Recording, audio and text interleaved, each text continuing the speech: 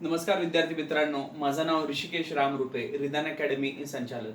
मित्रांनो, जसं की आपल्याला माहिती आहे की लॉकडाऊनची परिस्थिती आलेली आहे आणि आपण आता बाहेर जाऊ शकत नाही. सो आम्ही ऑनलाईन लेक्चर्स थ्रू सगळ्या विद्यार्थ्यांना कनेक्ट करण्याचा प्रयत्न करत आहोत.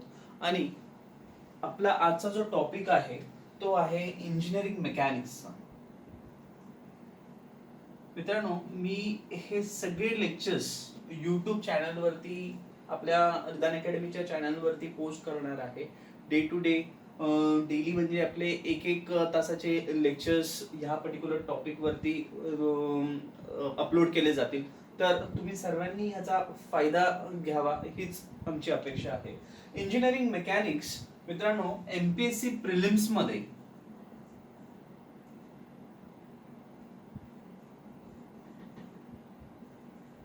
2020 जर का आपण पकडलं तर 15 मार्क्स साठी विचारलं जाणार आहे. नाव आपण बहुतेक जणांनी इंजिनिअरिंग मेकॅनिक्स फर्स्ट इयर मध्ये हा पर्टिक्युलर टॉपिक तुम्हाला बघण्यात आला असेल.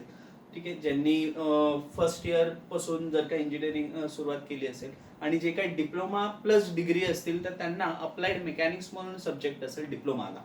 ठीक आहे. सो मित्रांनो, इंजिनिअरिंग मेकॅनिक्स हा असा विषय आहे की डिग्रीमध्ये जेही आपण काही केलेलं होतं त्याच्या विपरीत आपण इकडे एमपीएससी प्री मध्ये काय वेगळं करणार आहोत, हा सगळ्यात मोठा आणि महत्वाचा विषय आहे. की आपण डिग्रीमध्ये प्रॉब्लेम्सला सॉल्व्ह केले. ठीक आहे, आपण फॉर्म्युलाज लक्षात ठेवले आणि त्या पर्टिक्युलर प्रॉब्लेमला सॉल्व्ह करण्याचा अप्रोच काय होता तो आपण लक्षात ठेवला आणि अनालिसिस करत गेलो. ठीक आहे, बट एमपीएससी प्रिलिम्स मध्ये तसं नसणार आहे, किंवा एमपीएससीच्या या किंवा कोणत्याही स्पर्धा परीक्षामध्ये कॉम्पिटेटिव्ह एक्झामिनेशन मध्ये असा अप्रोच नाही चालत. ठीक आहे, तर आपल्याला इकडे अप्रोच काय ठेवायचा आहे? अप्रोच आपल्या इकडे कन्सेप्च्युअल असायला हवा, टू द पॉइंट असायला हवा. आणि आपण आपल्या ह्या लेक्चर्स तर्फे हेच बघणार आहोत की आपला जो अप्रोच आहे तो कन्सेप्च्युअल असावा आणि टू द पॉइंट असावा. आणि जे पण आपण करत आहोत म्हणजे जेही ह्या पर्टिक्युलर सेशन मध्ये होणार आहे मित्रांनो, लक्षात घ्या, आपण 15 मार्क्स साठी टार्गेट करणार आहोत आणि आपल्याला ह्या 15 मार्क्स मध्ये मॅक्सिमम मार्क्स मिळायला पाहिजे, म्हणजे आउट ऑफ 15 तरी मिळायलाच हवे. ठीक आहे ना. इंजिनिअरिंग मेकॅनिक्स, मेकॅनिक्स हे काय आहे? ठीक आहे, what is the definition of mechanics? First of all, mechanics is the branch of what? Physics. जशी फिजिक्स सायन्सची ब्रांच आहे तशी मेकॅनिक्स फिजिक्सची ब्रांच आहे. ठीक आहे. So mechanics is a branch of what?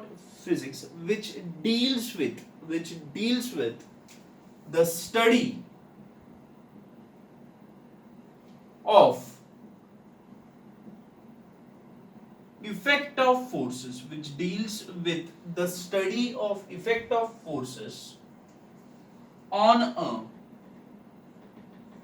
rigid body which are at rest or in motion. खूप important definition आहे मित्रांनो. या डेफिनेशन जर का आपल्याला समजलं तर आपला सिलेबस कशा पद्धतीत असणार आहे हे तुम्हाला लगेच लक्षात येईल. ठीक आहे. So what we are going to deal in mechanics. Mechanics is nothing but the branch of physics जिथे आपण स्टडी बघतो of the effect of forces on a which body? Rigid body.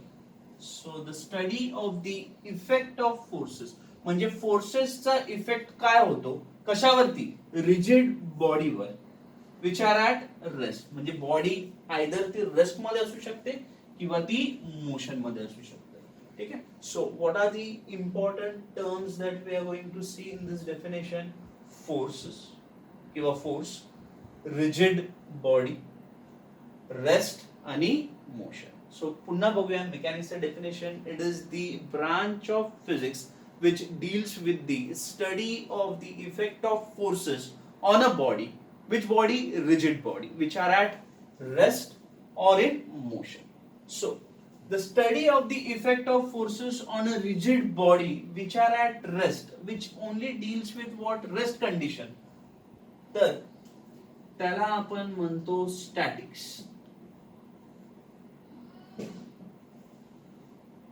Okay. आणि the study of the effect of forces on a rigid body which are in motion that comes under what dynamics. So आपला हा जो mechanics आहे हा दोन particular section मध्ये divide केलेला आहे, स्टॅटिक्स आणि डायनामिक्स. पुन्हा बघून घेऊया. स्टॅटिक्स म्हणजे काय? जेव्हा आपण इफेक्ट ऑफ फोर्सेस बघतोय एका बॉडीवर किंवा एका ऑब्जेक्टवर विच आर ॲट रेस्ट, ती पर्टिक्युलर बॉडी किंवा ती पर्टिक्युलर ऑब्जेक्ट कशामध्ये आहे?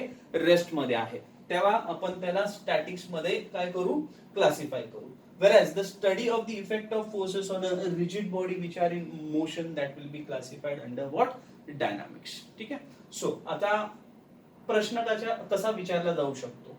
मेकॅनिक्स मध्ये तुमचं जे study of the effect of force हे कोणत्या पर्टिक्युलर टाइपच्या बॉडीवरती केलं जातं? तुम्हाला ऑप्शन मध्ये असेल इलास्टिक बॉडी, प्लास्टिक बॉडी, ठीक आहे, रिजिड बॉडी, आणखी अजून एक पर्टिक्युलर काहीतरी एक बॉडी दिलेली असेल ऑप्शन मध्ये. So the correct option will be what? Rigid body. मग विचार ॲट रेस्ट काय आहे? स्टॅटिक. बॉडी रेस्ट मध्ये असेल तर स्टॅटिक्स आणि बॉडी मोशन मध्ये असेल तर डायनामिक्स. ठीक आहे. सो आपण आता काय बघितलं? मेकॅनिक्सचा डेफिनेशन बघितलं. Then we have seen statics आणि डायनामिक्स पार्ट मध्ये मोडलं जाणार आहे. ठीक आहे ना. Dynamics is further classified into what? Two types. ते पण बघून घेऊयात आपण इथे. It is further classified into what? Two types, kinematics आणि कायनेटिक्स. कायनामॅटिक्स आणखी kinetics. Now what is kinematics? Kinematics म्हणजे काय मित्रांनो? जेव्हा ही मोशन होत आहे तर force and mass are not responsible for the cause of motion. So whenever the motion is taking place, your force or the mass are not the cause of what? Motion. Whereas kinetics मध्ये तुमचं force or mass, they are the actual cause of the motion. They are the actual cause of the motion. So kinematics आणखी kinetics. याचं उदाहरण म्हटलं तर तुम्ही बघू शकता की जेव्हा ट्रेन ट्रॅव्हल करत आहे from one point to the other point. Okay. When the train is travelling from one point to the other point आणि जर का वेलॉसिटी दिलेली आहे, डिस्टन्स दिली आहे, तर किती वेळात ती ट्रेन तिकडे पास झाली हे जर का विचारलं असेल तर ह्या अनालिसिस मध्ये कुठेही आपल्याला फोर्सची गरज लागते का किंवा ट्रेनच्या मासची गरज लागत आहे का? नाही. ठीक आहे. So force and mass are not the cause of what? Motion. Whereas kinetics मध्ये तुमचं force आणि mass they both will be the cause of what? Motion. Now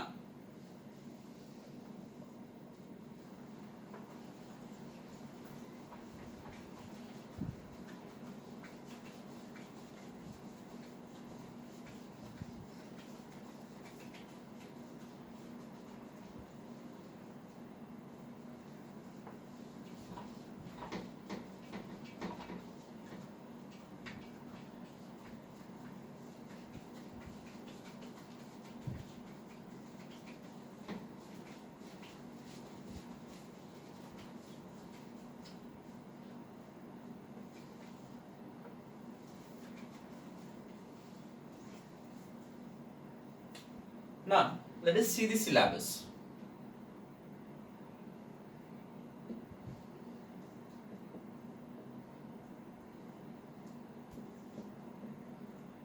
So the whole syllabus is divided into two parts, statics आणि dynamics. Statics मध्ये coplanar system of forces, या दोन type आहेत. आपण ह्या कोप्लेनर फोर्स सिस्टमचं काय करतो? रिझल्टंट फाइंड आउट करतो. आणखी next is we find out the equilibrium conditions. Next is friction, centroid आणि trusses. So coplanar system of forces मध्ये काय आलं? रिझल्टंट काढला जाईल या पर्टिक्युलर फोर्स सिस्टमचा आणि इक्विलिब्रियम कंडिशन्सने ते पर्टिक्युलर सपोर्ट रिएक्शन्स वगैरे आपण इथे फाइंड आउट करतो. Then friction, centroid and trusses. Okay. Dynamics मध्ये since it is divided into what two types, एक आहे कायनामॅटिक्स आणि एक आहे kinetics. Force and mass they are not the cause of what motion. इथे force and mass are the cause of what motion. ना kinematics मध्ये पुन्हा दोन पार्ट आपण कन्सिडर करू शकतो, पार्टिकल्स आणखी रिजिड बॉडी. आणि इथे देखील आपण पार्टिकल्स आणि रिजिड बॉडी कन्सिडर करू शकतो. ना डायनामिक्स मध्ये काय आहे, कायनामॅटिक्स आणि कायनेटिक्स. कायनेमॅटिक्स आणि कायनेटिक्स मध्ये further it is what particles आणि रिजिड बॉडी. ना how it is formed in the form of what chapters. Kinematics of what particle. Kinematics of particle. Now तुम्हाला प्रश्न पडला असेल मित्रांनो की पार्टिकल्स काय आणि रिजिड बॉडी काय. पार्टिकल म्हणजे काय, एक सिंगल पार्टिकल ज्याचा काहीही डायमेन्शन नाही आहे. There is no dimension involved. Okay. Whereas rigid body मध्ये डायमेन्शन्सचे काय आहे, इन्व्हॉल्वमेंट आहे. ठीक आहे. डायमेन्शन्स इन्व्हॉल्ड आहेत रिजिड बॉडी मध्ये, पार्टिकल्स मध्ये डायमेन्शन्स इन्व्हॉल्ड नाही आहे. सो जेव्हा मी म्हणतो कायनामॅटिक्स ऑफ पार्टिकल, कायनामॅटिक्स म्हणजे काय, force and mass are not responsible for the cause of motion. आणि पार्टिकल म्हणजे मी डायमेन्शन कन्सिडर करणार आहे का, नाही.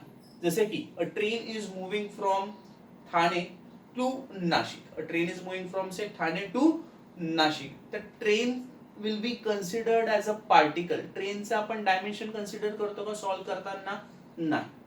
ठीक आहे. So train is considered as a particle. whereas forces and mass we do not consider the mass of the train while analyzing की सपोज हा इकडे ठाणे आणि नाशिक मधला जोही डिस्टन्स आहे, ट्रेनची काय वेलॉसिटी आहे आणि टाइम काढण्यात येतोय या दोघा पॉइंट मधला, तर आपण तिकडे कधीही ट्रेनचा मास कन्सिडर करत नाही किंवा ट्रेनचं डायमेन्शन पण कन्सिडर करत नाही.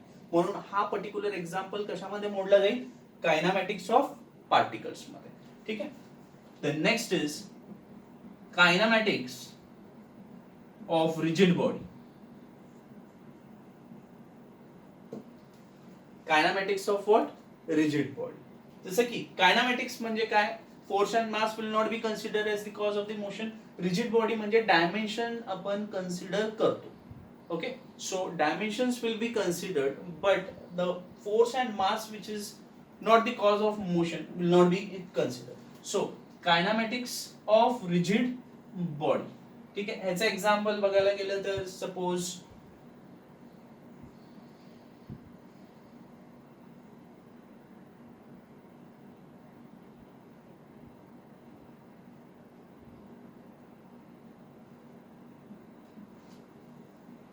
सो वेलॉसिटी जर का काढायची आहे तुम्हाला तर रेडियस माहिती असणं गरजेचं आहे. This v is what linear velocity, this omega is what angular velocity. So v is equal to what here r omega. Okay. किंवा ICR चा problem, that is instantaneous centre of rotation. ठीक आहे. v is equal to what r omega. So r is what, r is the dimension of this pulley. Okay. So dimension consider झाला म्हणजे काय झालं, rigid body. But कुठेही ह्या particular पुलीचा मास वगैरे consider करण्यात येतोय का ही वेलॉसिटी काढण्यासाठी, नाही. Okay. So that is why kinematics of rigid body मध्ये हे मोडलं जाईल. Now next is coming to what, kinetics. We have kinetics of what, particles. Kinetics of particles म्हणजे कायनेटिक्स म्हणजे your mass and force are responsible for the cause of motion, whereas particle म्हणजे dimension consider करणार नाही. तर ह्याच्यामध्ये तीन parts मध्ये मोडलं जाणार आहे. एक आहे आपला D'Alembert's principal,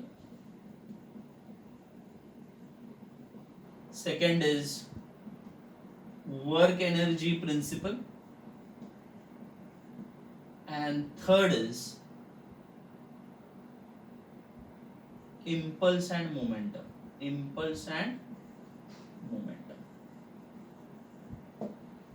okay, so हा पर्टिक्युलर जो 5 चॅप्टर्स आहेत मित्रांनो, that comes under what, dynamics part. ठीक आहे. वेरॅज हे जे 4 चॅप्टर्स आहेत, coplanar system of forces, friction, centroid trusses, हे स्टॅटिक्स पार्ट मध्ये जातात. सो प्रत्येक एका सेशन मध्ये आपण ट्राय करूया की एक पर्टिक्युलर कन्सेप्ट आणि त्याच्यावरचे काही MCQs आपण सॉल्व्ह करणार आहोत, सो दॅट तुमचा एक एक टॉपिक जर का झाला तर आपल्याला असं एक गॅरंटी किंवा एक सेल्फ कॉन्फिडन्स आला पाहिजे की out of 15 we should at least get 12 marks from mechanics. But आपण प्रयत्न करूया मित्रांनो की 15 आउट ऑफ 15 भेटायला हवे तुम्हाला, बट 12 तरी तुम्हाला निश्चित मिळायलाच पाहिजे या कोर्समध्ये, हे आपण प्रयत्न करू.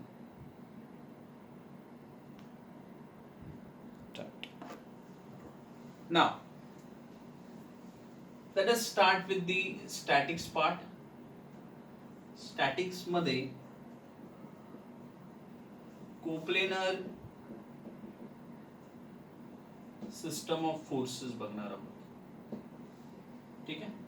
इनिशियली विल सी रिझल्टंट, त्यानंतर आपण इक्विलिब्रियम बद्दल बोलूयात. ठीक आहे. कोप्लेनर सिस्टम ऑफ फोर्सेस मध्ये काय काय ह्या पर्टिक्युलर चॅप्टर मध्ये आपण बघणार आहोत. ह्या पर्टिक्युलर चॅप्टरचा सिलेबस असेल की फोर्स काय आहे ते जाणून घेणं, then classification of force system.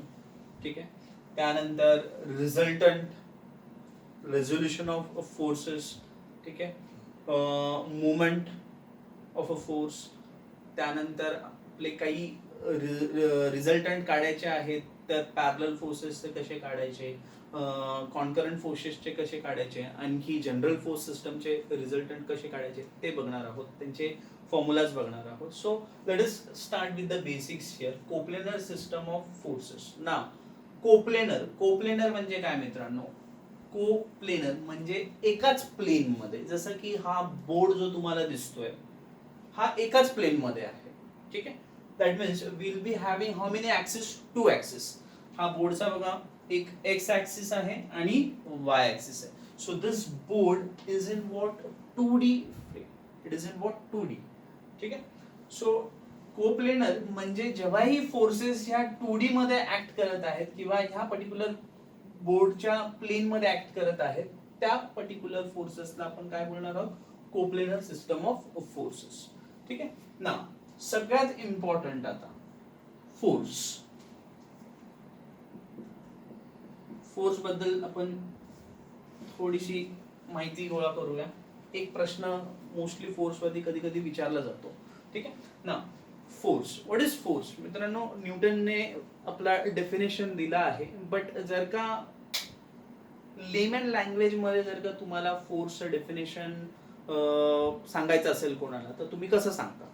बरेच जण फोर्स एक पुश आहे किंवा पुल आहे असं सांगतात. ठीक आहे. That is just the push or pull is just the sense which you give to the body. It is not the definition of what force. Now, what is force then? Suppose एक table आहे. ठीक आहे. टेबलवर suppose हा एक table आहे, टेबलचा surface आहे, त्याच्यावरती हा एक ब्लॉक ठेवलेला आहे मी किंवा एक पेन ठेवलेला आहे. ठीक आहे ना. हा जो पर्टिक्युलर जो माझा फिंगर आहे, हा ह्या पर्टिक्युलर पेनला काय झाला लागला, आणि ह्या ज्या पेनची जी स्टेट ऑफ रेस्ट होती, तो काय करत होता? आराम करत होता. त्याला काय करून टाकलं? ह्याने डिस्टर्ब करून टाकलं किंवा चेंज करून टाकलं. ठीक आहे. So what is force here? Force is nothing but an external agent. It is an external agent which changes the state of rest or uniform motion of the body. So what is force? Force is nothing but an external agent which changes the state of rest or uniform motion of the body. जसं की हा particular जो pen आहे तो state of rest मध्ये होता. ह्या particular जो फिंगर आहे which is an external agent, त्याने काय केलं? ह्या स्टेट ऑफ रेस्टला डिस्टर्ब करून टाकलं. और uniform motion of the body. जसे की सपोज आता एक व्हेकल आहे, एक कार आहे, ती तुम्ही चालवत आहात. ठीक आहे. 60 किलोमीटर पर आवर ने कॉन्स्टंट स्पीडने चालत आहे, ती युनिफॉर्म मोशन मध्ये चालत आहे. बट अचानक आता तुम्ही काय केलं? ऍक्सेलरेट केलं. ऍक्सेलरेटर प्रेस करून ऍक्सेलरेट केलं. Now you are applying a force in the form of what here acceleration. So लगेच गाडीने काय घेतलं, चेंज ऑफ स्पीड झालं किंवा जी युनिफॉर्म मोशन होती बॉडीची ती काय झाली, डिस्टर्ब झाली. So force is nothing but an external agent. It is an external agent which changes the state of rest or uniform motion of the body.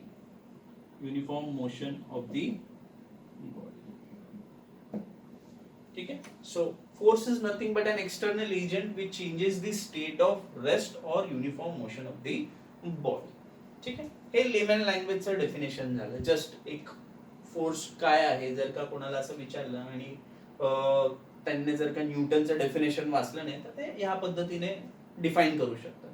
Newton काय बोलतो, न्यूटन काय वेगळं बोलत नाहीये मित्रांनो. न्यूटन काय म्हणतो की एक ब्लॉक आहे ज्याचा मास आहे 1 kg आणि त्याला जर का मी ऍक्सेलरेट करतो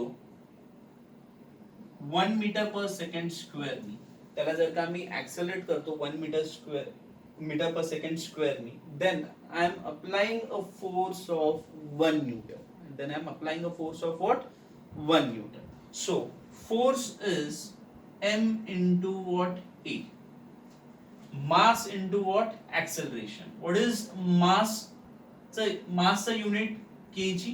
What is acceleration unit? It is meter per second square. तर फोर्सचं युनिट मित्रांनो लक्षात घ्या, आपल्याला न्यूटन हे ऑलमोस्ट 99% ऑफ द स्टुडंट्सला माहिती असतं.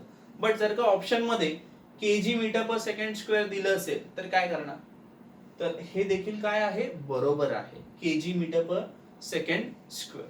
Okay. So unit of force is KG metre per second square और it could be what Newton. कारण की हे न्यूटनने ह्या particular कन्सेप्टला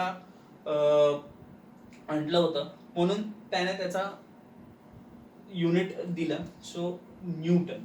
so KG metre per second square लक्षात ठेवा, आणखी न्यूटन लक्षात ठेवा. पुन्हा येऊया आपण फोर्सवर. So force is nothing but an external agent which changes the state of rest or uniform motion of the body. Or Newton's definition, if a mass of 1 kg is accelerated by 1 meter per second square, then a force of 1 Newton is said to be applied on the body. Okay. So force is mass into acceleration. M mass चा unit आहे kg. Acceleration चा unit आहे metre per second square. Then the unit of force will be kg meter per second square or Newton. Okay. जर का आपण एक गोष्ट लक्षात घेतली मित्रांनो की इनिशियल जो आपला डेफिनेशन होता मेकॅनिक्सचा, it was the branch of what physics which deals with the study of the effect of forces on a body. Now mechanics मध्ये नेहमी आपण जी बॉडी कन्सिडर करतो that body is a rigid body. कोणती body आहे ती, rigid body. Rigid body म्हणजे काय,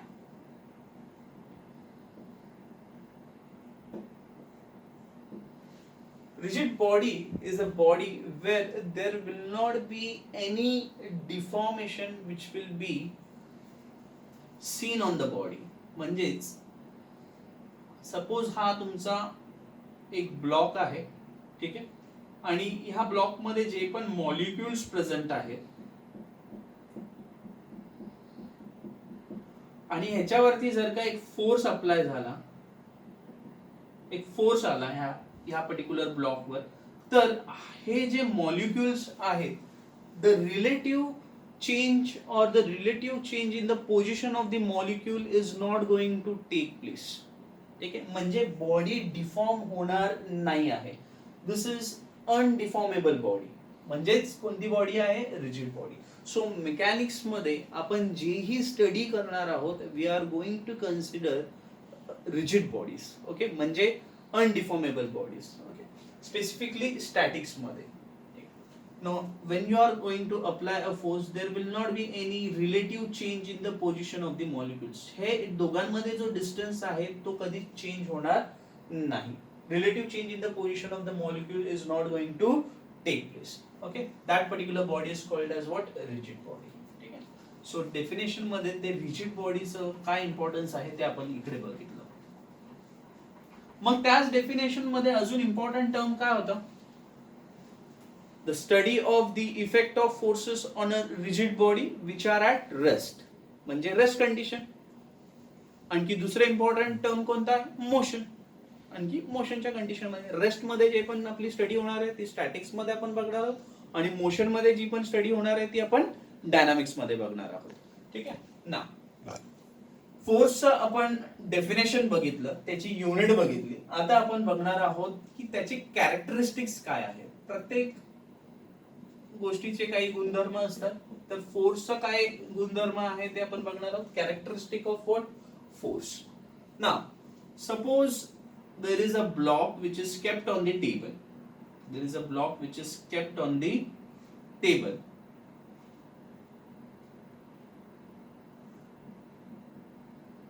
त्या ब्लॉक वरती एक फोर्स अप्लाय केला मी,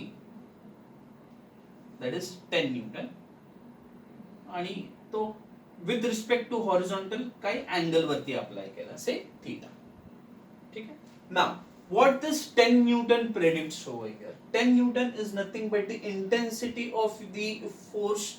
जे पण फोर्स आपण इकडे अप्लाय केलेला आहे, intensity of the force, or we can say that it is the magnitude of the force. त्या ह्या पर्टिक्युलर फोर्सचा काय झाला? 10 न्यूटन मॅग्निट्यूड झाला.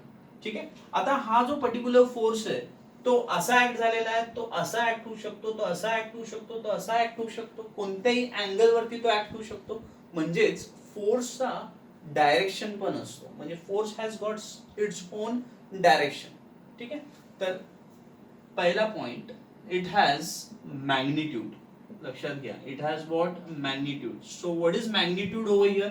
10 Newton is the magnitude. 10 Newton is the magnitude. Second, it has direction. It has what? Direction. What is direction? Theta is what? Direction. ठीक है.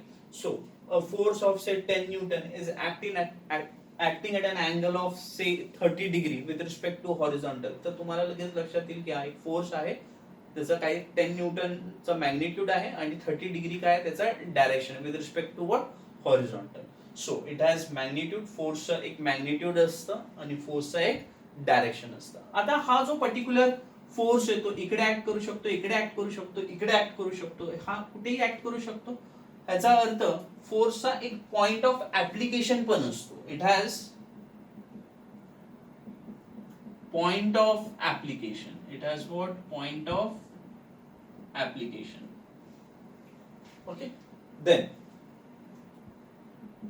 हा जो particular force आहे, हा फोर्सचा हे काय झालं? हा फोर्सचा लाईन ऑफ ऍक्शन झाला. ठीक आहे. तर प्रत्येक फोर्सचा आपला स्वतःचा एक लाईन ऑफ ऍक्शन असतो. जर का मी इथे फोर्स अप्लाय केला तर त्याचा जो लाईन ऑफ ऍप्लिकेशन आहे तो असा असणार आहे. ठीक आहे. जर का मी असा फोर्स अप्लाय केला त्याचा लाईन ऑफ ऍप्लिकेशन व्हर्टिकली असणार आहे.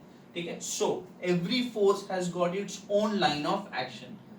It has line of action. It has what? Line of action. Now, fifth point and the most crucial point here, force जे पण अप्लाय होत आहे बॉडीवर, त्या बॉडीला काहीतरी सेन्स देतो की मला कोणीतरी पुश करत आहे किंवा मला कोणीतरी पुल करत आहे. तर ह्या पर्टिक्युलर एक्झाम्पल मध्ये तुम्हाला दिसतं की ह्या ब्लॉकला हा जो फोर्स अप्लाय केलेला आहे, हा फोर्स जेव्हा मी असा अप्लाय करतोय, तर this particular block is under what here? Pull. It is sensing what? Pull. So प्रत्येक फोर्स बॉडीला काय देतो? एक सेन्स देतो, whether I am getting pushed or whether I am getting pulled. Okay. So fifth is it gives sense to the body. It gives sense to the body. So this is very very important. Force ला magnitude आहे, त्याला direction आहे. कोणत्याही क्वांटिटीला जेव्हा magnitude पण असतं आणि direction पण असतं, ती पर्टिक्युलर क्वांटिटी कोणती क्वांटिटी होऊन जाते? Vector quantity. आणि ज्याला फक्त मॅग्निट्यूड आहे ती क्वांटिटी होऊन जाते स्केलार क्वांटिटी. सो जेव्हा ही मॅग्निट्यूड आणि डायरेक्शन हे दोन्ही गोष्टी त्या क्वांटिटीला असतात, तर ती क्वांटिटी आपण काय बोलतो? Vector quantity. आणि लक्षात घ्या, हे विचारलं जाऊ शकतं एक्झाम मध्ये की फोर्स ही कोणती क्वांटिटी आहे. तुम्हाला ऑप्शन मध्ये बघायला मिळेल scalar quantity, vector quantity, tensor quantity, none of the above. ठीक आहे. सो फोर्स ला मॅग्निट्यूड पण आहे, डायरेक्शन पण आहे. कोणत्याही क्वांटिटीला जेव्हा हे दोन्ही गोष्टी असतात त्या क्वांटिटीला आपण वेक्टर क्वांटिटी बोलतो. So force is a vector quantity. कोणती क्वांटिटी आहे? Vector quantity. लक्षात घ्या, force is a vector quantity because it has got both magnitude as well as what? Direction. Third, it has point of application. Yes, it has got certain point of application. त्याचं स्वतःचं काय आहे?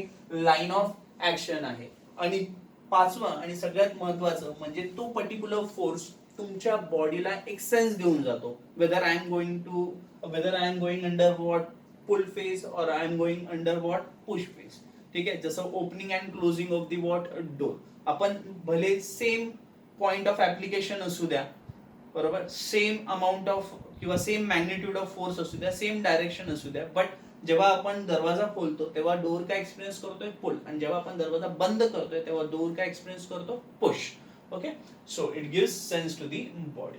So पुन्हा एकदा, it has magnitude, it has direction, म्हणून ह्या क्वांटिटीला आपण काय बोलणार? दोन्ही आहेत म्हणून vector quantity. So force is a vector quantity. It has point of application, it has line of action, and it gives sense to the body. This is the characteristics of what? Force. So force definition बघितलं आपण. Force is an external agent which changes the state of rest or uniform motion of the body. G state of rest होती त्याला change करू शकतो तो, किंवा जी uniform motion of the body होती त्याला पण काय करू शकतो? तो चेंज करू शकतो. तर तो एक एक्सटर्नल एजंट आहे. न्यूटनने कसं त्याला डिफाईन केलं की जर का एक माझ्याकडे ब्लॉक आहे, त्याचा मास आहे 1 kg, आणि त्याला जर का मी ऍक्सेलरेट केलं 1 मीटर पर सेकंड स्क्वेअरने, तर जे पण मी फोर्स अप्लाय केला तो किती अप्लाय केलेला आहे? 1 न्यूटनचा फोर्स अप्लाय केलेला आहे. ठीक आहे. दुसरं युनिट काय आहे फोर्सचं? KG metre per second square. लक्षात घ्या, फोर्सचा formula m into a. m is mass, a is acceleration. मासचं युनिट काय? केजी. ऍक्सेलरेशनचं युनिट काय? Metre per second square. So unit of force is KG metre per second square. Okay. Then characteristic of force. तर तुम्हाला असं विचारलं जाऊ शकतं की फोर्स काय आहे? कोणती क्वांटिटी आहे? Vector quantity. का? कारण की त्याला मॅग्निट्यूड पण आहे, त्याला डायरेक्शन पण आहे. Then it has got its own line of action, point of application असतं, आणखी तो बॉडी